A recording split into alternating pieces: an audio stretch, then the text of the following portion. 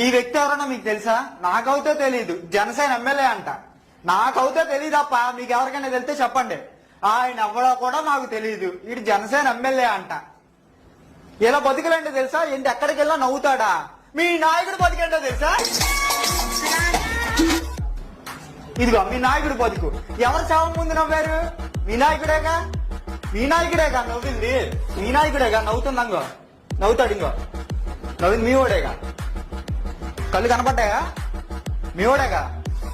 11 అన్న 19లో మీ బతుకులేంటి? ఒకటి మీ నాయకుడు 2 చోట్ల పోయాడుగా. మీ బతుకు అది. ఒంటరిగా పోటీ చేస్తే మీ బతుకు అది. ఒక్క సీటు రాజోళ్ళు అధినాయకుడు కూడా ఓడిపోయాడు. మీరు కూడా జగన్మోహన్ రెడ్డి కామెంట్ చేయడమే.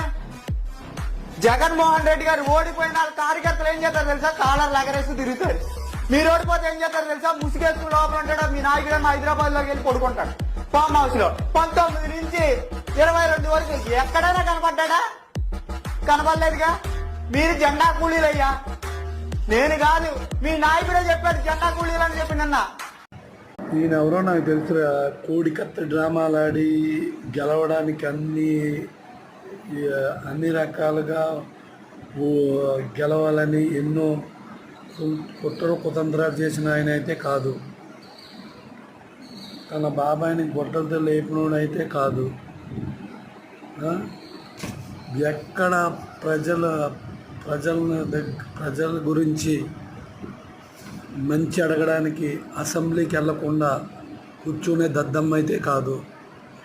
తెలుసురా నాకు. నీకు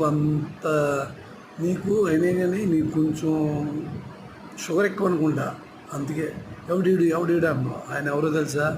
అసలు సిసలైన 10 సంవత్సరాల పోరాట దీక్ష చేసి 10 సంవత్సరాల తర్వాత ఎమ్మెల్యే అయిన ఒక్కొక్క వ్యక్తి ఆయన తలుచుకుంటే ఇంకొకడికి వచ్చపడిపోద్ది. పవన్ కళ్యాణ్ గారి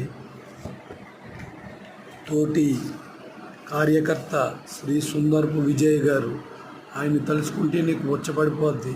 ఆయన కానీ నీకు ఈ వీడియో చూసేయడంకో దడదల్లే. ఓకేనా? ఎవడీడు అన్నాం. 11 నుంచి 151 నుంచి 11కు వచ్చినోడు గొప్ప.